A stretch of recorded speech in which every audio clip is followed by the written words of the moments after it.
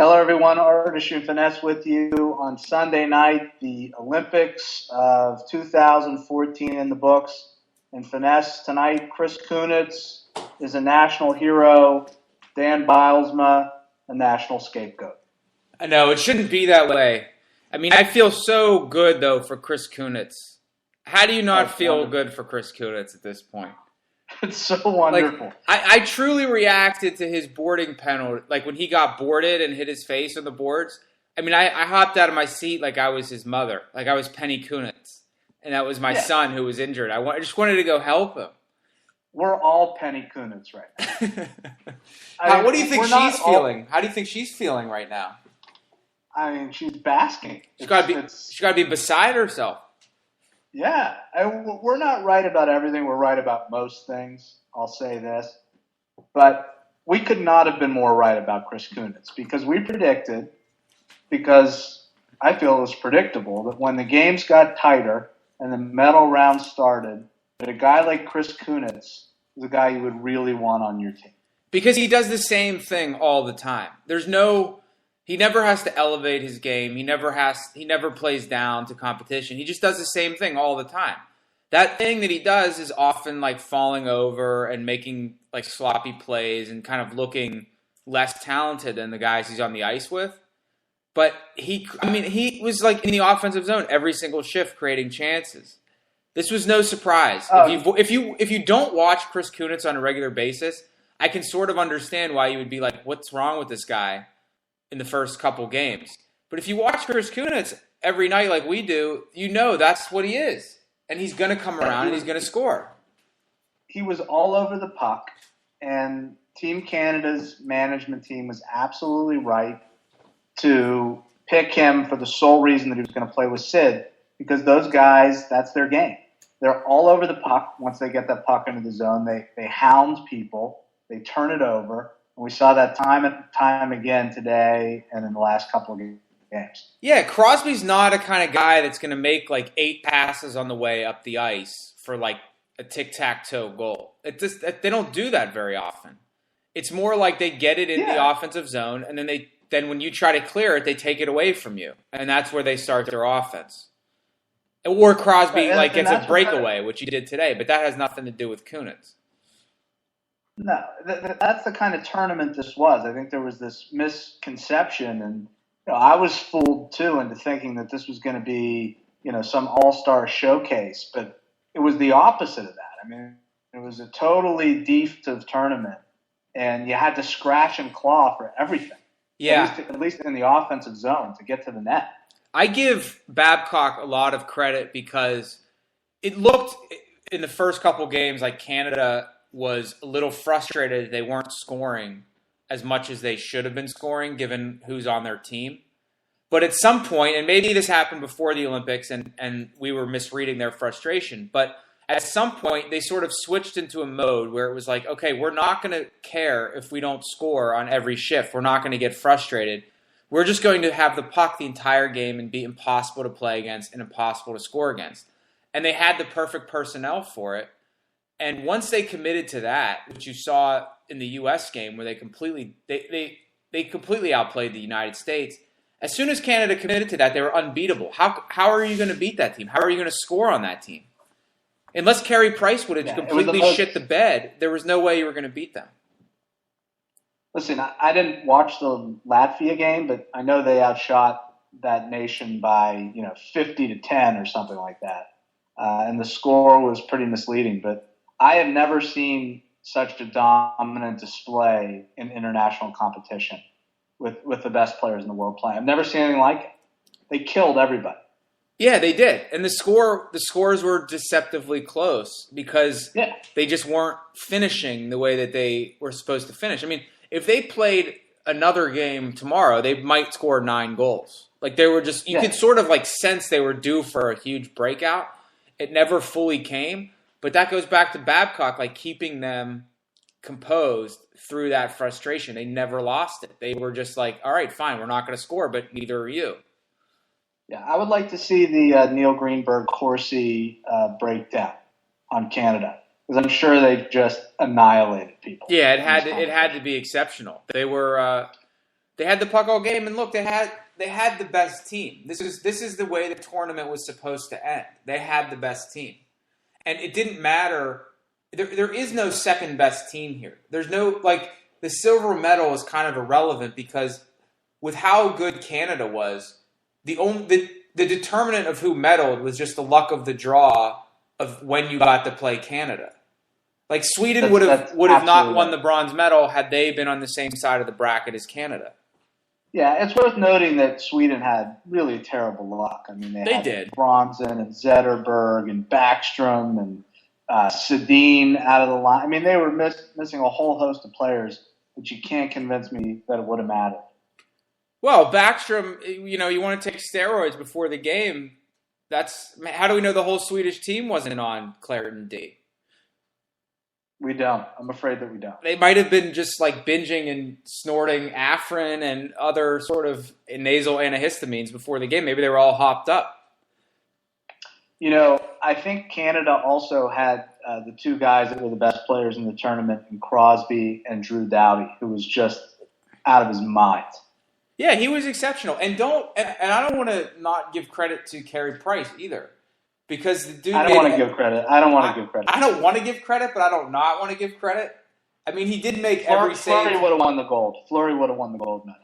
I agree. That I agree with. I think Mike Smith would have won it. I think Luongo would have won it. That team was too good. And if they commit to defense, how do you stop a line that has Crosby and Bergeron on it? What are you supposed to do? Would Jeff Zatkoff have won the gold medal? Ooh, that's close. Is he Canadian? And if so, would he have won the gold medal? He would have had to make one or two good saves against America. I think Jeff Zatkoff. We should just start calling him gold medal winner Jeff Zatkoff. The fact that this is actually a realistic discussion tells you all you need to know. Right. That tells you that Canada was the best team, and there is just no shame in the way anybody lost to Canada. They had the best roster, and then they played like it.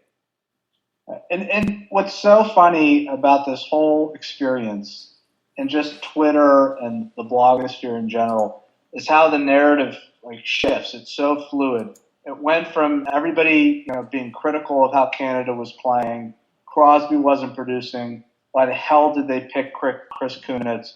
Why are they juggling the lines like they're juggling the lines? To them being so far and away the dominant team. And people are so unself-aware that the same thing happens every time. It's happening now with the U.S. losing and everybody blaming Bilesma. And, this notion that he's been a disappointment for 5 years running, which don't even get me started. I mean, we can go through year by year and talk about what happened. And, the results are what the results are. But the guy's got a spectacular record. The Penguins have been to 3 conference championships since the lockout, okay? Now, think about this, Finesse. Mario Lemieux and Jaromir Jagr, pre-lockout, in all their years together, went to 4 conference championships. Mm-hmm. In, 15 years. And you want to tell me that 3 in the last 8 years is some kind of a failure? It's tough to win the Stanley Cup. And It's tough to beat one of the best teams ever put together in international competition for a gold medal. It's very tough to do. And if it doesn't happen, you're blaming one guy and he didn't even play? I mean, that just it's mind-boggling to me. Well, it's just you see it. It's a lot of people I think are letting out their frustrations about how they feel about the Penguins onto the Olympics. They're sort of projecting that onto Team USA. And I think there is some validity to criticizing Bilesma, which we've talked about a lot. There's some stuff that's way overboard, which we've also talked about. But like we wrote about today, I just don't see any way that you would hold Dan Bilesma in any way responsible for Team USA not getting a medal. What were they supposed to do? What was Dan Bilesma supposed to do? How are they going to beat Canada? They weren't as good. Their team just wasn't even close to being as good. We were a little bit thrown off, I guess, because of how good the United States looked against inferior competition. But head-to-head, you go back and look at it and you're like, this is crazy. This team is not as good as Canada. Yeah, I mean, we can break this down very simply. I mean, what people are saying, there are a lot of respected hockey writers that are taking the position that he changed up the game plan. They went more passive against Canada. They're sending in one forechecker as opposed to two. A little bit of a different approach when they don't have the puck. And there's this notion out there that this was such a mistake to change the game plan sort of mid-tournament, with these new players, as if it's so difficult to go from like a one-man forecheck to a two-man forecheck and then back again. Like these guys just aren't capable of that kind of transition, which, if you think about it, hockey, it's not that complex, okay? No system could possibly be that complex. These morons who play in the NFL can learn playbooks. And we're supposed to believe that, Zach Parise and David Backes can't adjust to a one-man forecheck. Right. Just seems preposterous. And that presumes that the other alternative is like such an obvious alternative that would have resulted in a different result. Bilesma, they gave up one goal to Team Canada. Look at who is on Team Canada. That alone is an achievement. When you only give up one goal and you get 31 shots, like just by the mere percentages, you should go to overtime at least. Like it's sort of, I mean, if you want to play like the shot percentage game that the stats guys play, like you should score more than one goal on 31 shots, or at least one goal on 31 shots. So yeah, you had no puck luck. Right. This idea that like there was some obvious alternative out there, some strategy that Bilesma could have employed that would have given the U.S. a better chance. Like, all right, send two forecheckers to Drew Doughty, and he'll headman it to Bergeron, who will chip it up to Kunitz, and they'll be on a 2-on-1, Crosby and Kunitz, like 8 times in that game. Maybe Canada scores 5-6 goals if you start like getting too aggressive against them. I feel like the fact that guys like Parise and Ryan Suter actually apparently came out after the game and complained and said that they wish they would have sent in more than one forechecker. Well, that to me reflects more on them than it does on Bilesma. I don't really. It's sort of evocative. You remember the men's team when they underperformed? I don't remember the year, but everybody trashed a hotel room. Right, that was in these guys are Japan or Korea. It was in Nagano. Yeah. Right? They get pissed off when they lose, and they say stuff. It's not their coach going back to the NHL. They basically threw him under the bus. Right. How about you outplay your opponent? Right. Zach Parise had 8 shots. Like, is it Dan Biles's job for to make Zach Parise score on one of his 8 shots? How many more chances does Parise want in a game than 8 shots on goal? When was the last time Zach Parise had 8 shots on goal in a game? Yeah, that was like I might look that up during this podcast. Like, when was the last? I'm going to look that up. When was the last time he had that many goals? And it's not like I want to sit here and defend Bilesma at any cost. It just seems ridiculous. The level of criticism. Maybe it was a mistake to send in one forechecker. I don't know. But guess what? Neither does anybody else. Right. This is a very, very good team that the United States lost, and they could have gotten destroyed if they were overly aggressive. I think there's a professional pride issue here too with these guys. It's like they don't want to admit that Canada was that much better than them. I think the only guy I saw that really was like, yeah, they were just better than us was Brooks Orpik. And Brooks Orpik has his own problems on the ice, which he's sort of a scapegoat as well. And he wasn't great, but he was okay. But these guys don't want to just come out and be like, yeah, Canada was better than us. So they're trying to find a reason for why they lost. That isn't just, oh, sorry, Zach Parise, like you're the captain of Team USA, but you would maybe not even make Team Canada. Like that's the truth. Maybe you're the 4th line center. I don't know. Something like that. So there's some of that at play here too. This tournament, it seems to me like all of these teams were exactly the sum of their parts. Canada on paper was the best team. Sweden, the United States, even Finland, if they would have been healthy. Those are teams, and you give Finland and Sweden a little bit of a bump because they have such well-established systems and they're used to playing with each other. But these are the teams that they finished where you expected them to finish. And Russia, on paper, has some stellar individual talents, but not much of a team. What part of this was surprising? Nothing. I don't think any of the final result is all that much of a shock. Russia, Finland is a toss-up game, pretty much. United States, Finland. United States, the U.S. played Sweden, it'd be a toss-up game. Sweden against Finland would have been a toss-up game. They're all very close. The United States, Russia was a great game. Like, they're all very close, except for Canada is noticeably better on paper and in the way they actually perform. So it's not that surprising. I don't think the only team I think that should be really disappointed is Russia, because obviously they set the expectation for themselves pretty high, and they have only themselves to blame for that.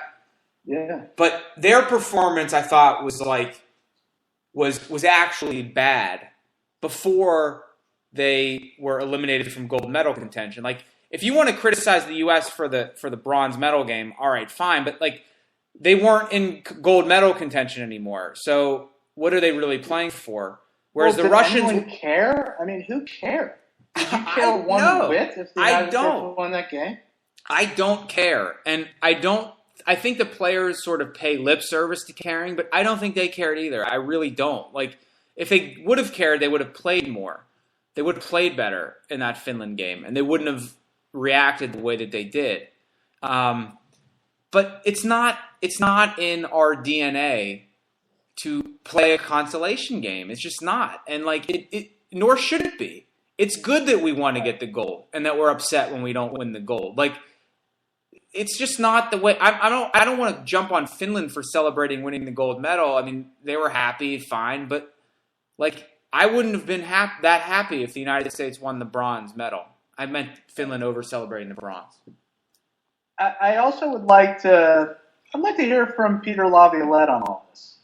Peter Laviolette, what did you say when Bilesman said, "I think we should go to the 1-4 checker against Canada"? Were you outraged at the notion? Were you on board?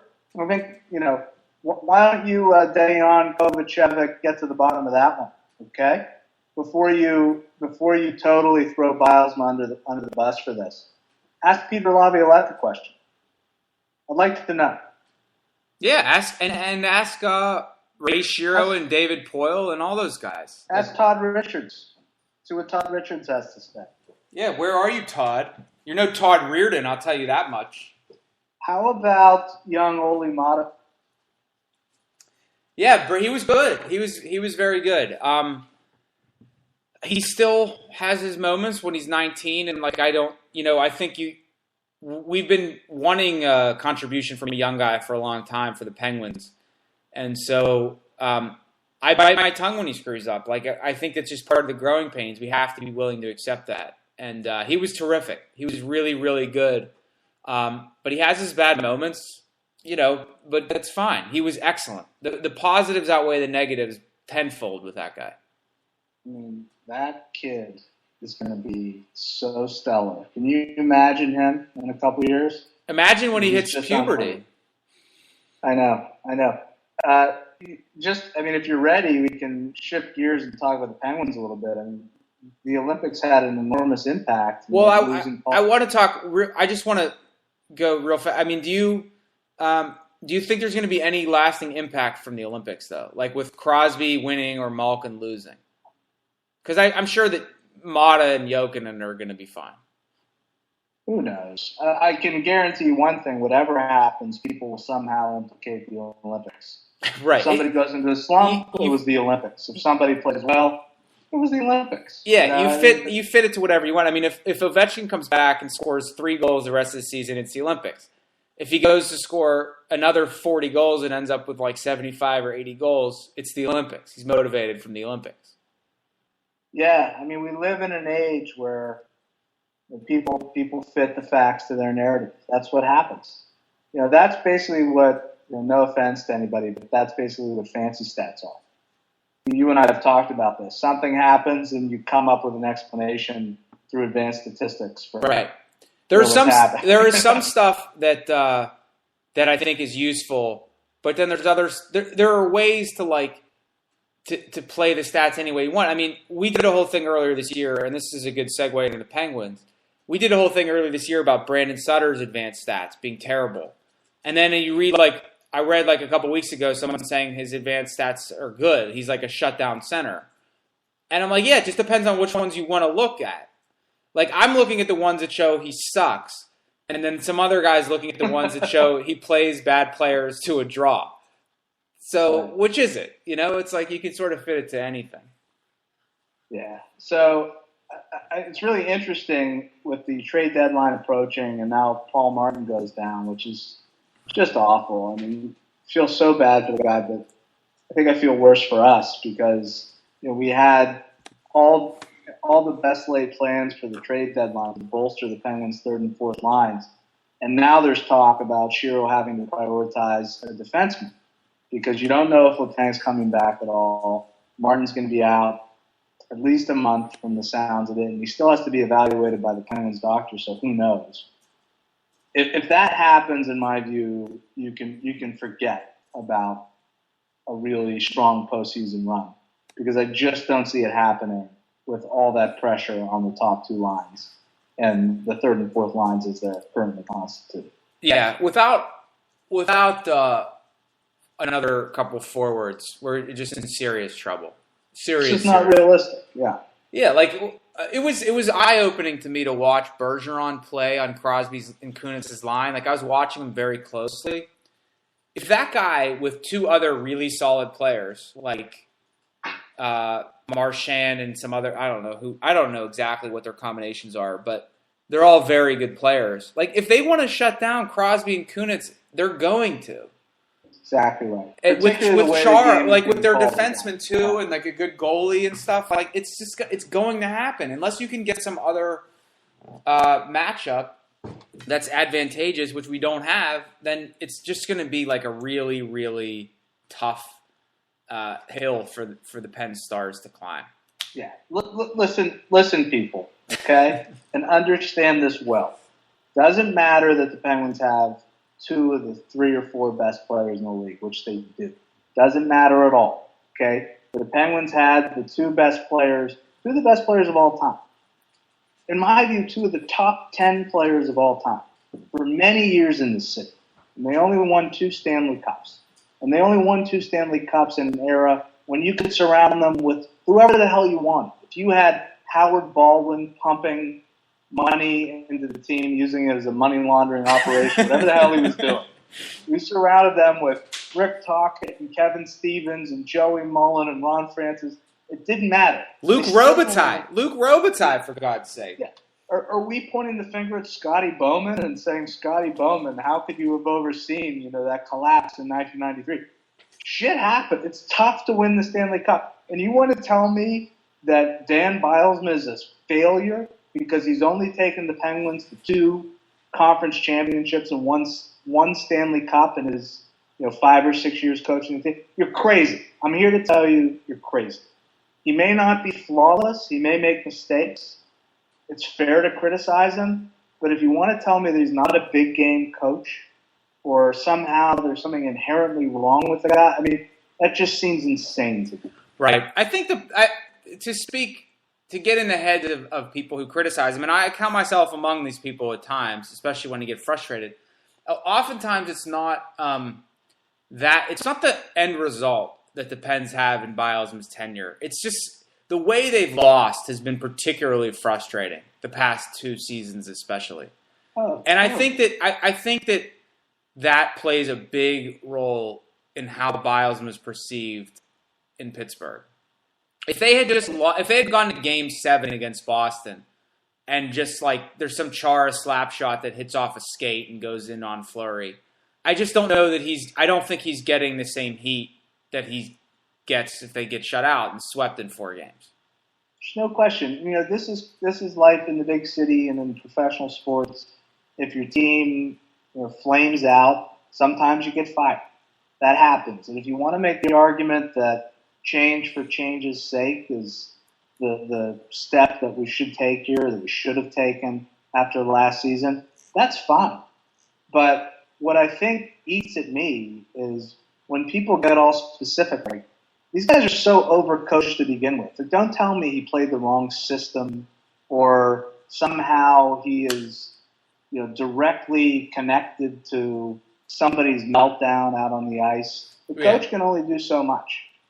These guys are so. In this day and age, everything. Don't tell me the guy doesn't play enough video for the players, because we know he does that. He's probably doing all he can. If you think you need to change the coach to shake up the room, then do it. But don't act like he's got his hands directly on the reins and these guys are horses. It's not the way it is. Hockey's the one sport where, it's not – you can just change the coach even if you have, the best coach ever.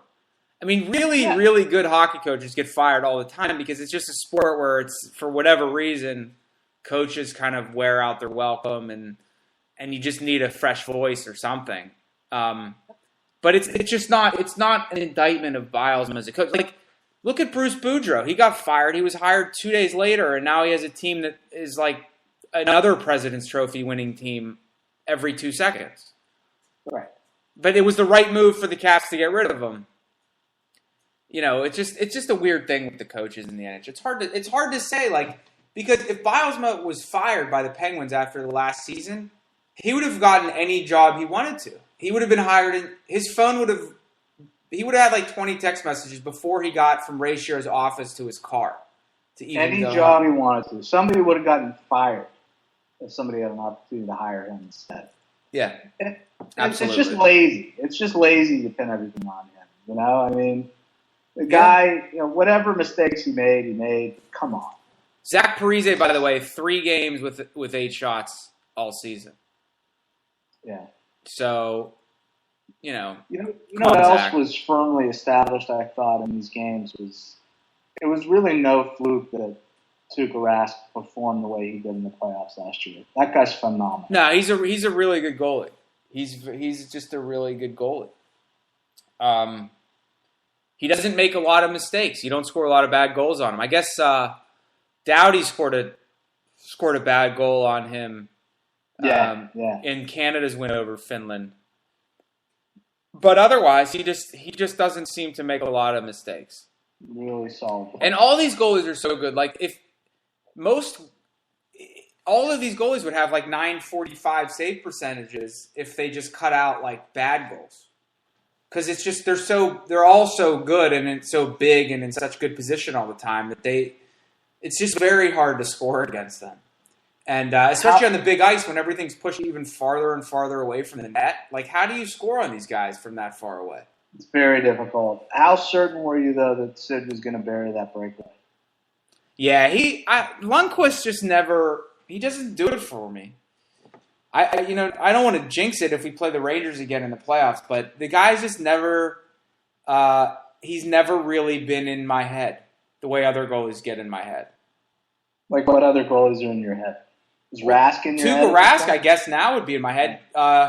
Yaroslav Halak was certainly in my head in that Montreal series. Everybody's head. Yeah. I mean, but Lundqvist, I get that he's a really good goalie, but he doesn't, I don't know. He doesn't scare me. I just always feel like there's ways to score on him. Whereas other goalies, it's you look at him and you're like, how are we going to score on this guy? He stops everything. I wish, looking back when the Penguins were flirting with signing Parise and Suter a couple off seasons ago. Mm-hmm. Suter, I mean, there's no way you could ever tell me that Zach Parise is worth $100 million, but Suter is a hell of a number one defenseman. Yeah, that was really a big eye-opening part of this tournament is seeing how composed and how good the other $6 million plus defensemen are. I mean, we're used to watching Letang, who has the talent as much as anybody else in the league, but just doesn't play with that composure that these other guys do. I mean, you watch Shea Weber and Duncan Keith, and they're just so good. They don't screw up. Rocks. Yeah, it just rocks. That's what's worth $6, $7, $8 million for a defenseman is guys that don't ever screw up. Yeah, that's going to go down, I think, as a great what if in Penguins history. Who would have dealt Letang last summer? Yeah, you just wonder what the haul would have been like. I never realized that this kid, Vlasic, what's his name? Marc-Andre Vlasic? Marc-Edouard Vlasic. Marc-Edouard was that good. Like, who's to say last summer with Dan Boyle getting up there in years, you couldn't have gotten a guy like that from San Jose, plus other assets. Right. You'll never know, but I have to think that the Penguins would be looking a lot better, hindsight being 2020. Even if Letang comes back perfectly healthy, we could have had a better top to bottom lineup with a Delta. Yes, I think that's true. Like, and who's to say that,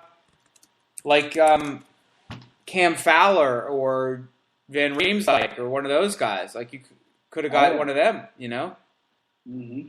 That's you just like we don't have a lot of assets. Like we don't have a lot of mid-level guys, like the $2.5 to $4 million guys. I guess Dupuis and Kunitz are like the high end of that, but we rely on them as first-line wingers. I mean, let's just talk about the Pens.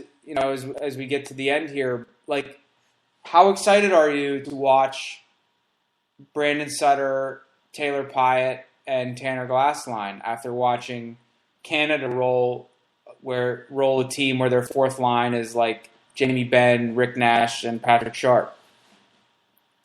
Listen, it's not going to be that exciting. It's been this way the whole season. You sort of like tune out for half the game when guys like that are on the ice. You're just hoping not to get scored on. You're hoping for a draw. It's not really a way to live as a Penguin fan, but I think what will keep us engaged in the next couple of weeks and all the speculation. What is Shiro going to do? I mean, this is one of his biggest challenges. The cupboard is almost bare, and now we've got these two big injuries on D. It's going to take a real magic act to fill out this lineup. I think it's going to be dance with who brought you. I really do. I don't know that there's big moves out there. You hate to say that when you have Crosby and Malkin both healthy, knock on wood, that you're not going to really make an aggressive move. But I don't know. What do you do? Like, who's expendable, and how do you improve the team enough to where you're a true contender? The market's going to dictate it. I mean, we've talked about it. I'm not really looking for a big splash move. I'm looking for depth. I'm looking for Sean Bergenheim. I'm looking for, at the absolute most, Steve Ott.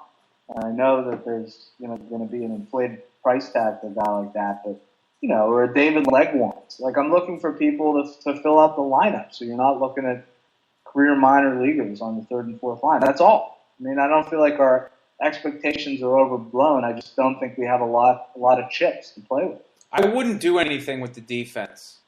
Nothing. You just have to hope that Martin and Letang come back. That's exactly right. There's because if you bring somebody in and then those guys both come back, you have too many defensemen. Be a spectacular error, and I'll be all over Shiro if that happens. We give up assets for a defenseman. That's just insane to me. I know he's got his whole you need 10 defensemen going into the playoffs. You don't need 10 defensemen. Well, you certainly don't need 10 healthy ones because we're not going to have that. Yeah, it's crazy. How about instead of 10 defensemen, we get more than 4 good forwards? That'd be terrific. More than 5. I guess we have 5 because Jokinen's good too. But let's have a Bo Bennett sighting. How about that? Yeah, let's get Bo Bennett in the lineup. Let's get Joe Vitale back in the lineup. That's going to make a big difference. Yeah. You get the Andrew Ebbitzes of the world and the. I wonder if you could name everyone who's dressed for the Penguins this year. There's been some real scrubs that have gotten some burn for the Pens. Yeah, we'll have to think that one through. What do you? So what do you make? Where do the Pens close it out and get the number 1 seed in the conference? How many points are they up on the Bruins right now? Like 8 points? It's pretty substantial. Hold on, I'm checking right now. Huge lead in the division lead is 16 points over the Rangers. So that's basically yeah. And then a 5-point lead with a game in hand over Boston. It could go either way. I just feel like doesn't really matter, but It doesn't matter. I mean, the next few weeks are going to be totally unpredictable. There are going to be trades. There's going to be an Olympic hangover for everybody. Who the hell knows? I wouldn't ever hazard a guess as to what's going to happen. Yeah, the East is so jammed other than Pittsburgh and Boston with a little bit of a lead. I mean, even Tampa's kind of fallen a little bit back to the pack. They're going to get Stamkos back. Maybe the biggest news for the Eastern Conference coming out of the Olympics is the John Tavares injury, which probably puts the Islanders completely out of play for making a late run to get in the playoffs. Unlikely anyway, but now there's almost no chance. So maybe there's a fire sale on Long Island before they go to Brooklyn. No question. If they know it's good for them, that's what they'll do. Yeah, they'll send them all to the Penguins. And that's what's so crazy about Canada winning the Olympics. They had the best team by far without Stamkos and Tavares, who are two of the 5 best offensive players in the world, probably, or in the 2 of the top 10 for sure. Ryan Getzlaf and Corey Perry are so boring to watch. Yeah, they really are. But their results are good. Every time. What's that? They end up. I mean, they must do something right because they're good players. I mean, they're really good players. Jamie Benn's a terrific player. Marleau didn't do much for me, Patrick Marleau. No, he was pretty invisible. But man, that Sid Bergeron Kunitz line, wow. Yeah, that was something. That was really something. Jonathan Toews started off slowly, but he came around a little bit as the tournament went on. He's a monster. He's one of those guys that doesn't really overwhelm you just with his presence on the ice. He just has such a knack for the big play. He really does. Yeah. I was most impressed, though, like you said before, with the defenders, with the guys on D. So good. Yeah. Canada, they didn't give up any scoring chances. They played 6 games and they gave up 3 goals in 6 games. Yeah. All you Americans who think Ryan Callahan should have led us to goals, just get a grip. Get a hold of yourselves. Yeah, these guys wouldn't sniff Team Canada. They'd be laughed out of the locker room if they tried to go on Team Canada. Come on. It was a 1-goal game. What do you want? 2 straight Olympics, a 1-goal game. Yeah, you're close. You're close. You got to get lucky. What do you think the Corsies were in the Miracle on Ice game? Oh man. I'm sure the Russians had great Corsies in that game. The Russians dominated. They probably have. I don't even know what the shots on goal were, but I'm sure it was very lopsided. I bet the Corsies were good, and I bet the Fenwicks were good. But the Fenwicks were terrific. But you get lucky, and so now everyone thinks the U.S. is that the U.S. had some great, magical team. They did. It was a terrific moment, but you have to get some breaks. And bring John Tortorella next time. See how things go when we lose in the semifinal. See what the players say then about how he's, having everyone block shots with their faces. Yeah, send John Tortorella to South Korea, and if he gets suspended, you put him in the demilitarized zone between that and North Korea. You just let him hang out there for 3 games. All right. Congratulations to Canada. Thanks for joining us, everybody. We'll have another podcast soon. The trade deadline's coming up, so we're going to be all over that. Till next time, GTOG.